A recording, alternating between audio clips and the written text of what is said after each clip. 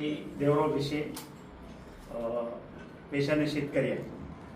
मला जवळजवळ एक 6 महिन्यापासून शुगर आणि बीपीचा त्रास होतो.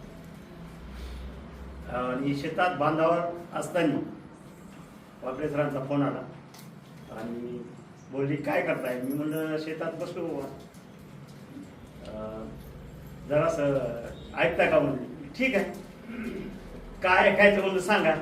सुरुवात अशी केली की मला बीपीचा आणि शुगरचा त्रास. जास्त काय बोलता येत नाही म्हणलं. थर थोडं होतं बोल जास्त होतं. ते म्हणजे मग आपल्या कंपनीमध्ये असे प्रोडक्ट आहेत तुम्ही घ्या म्हणलं नाही.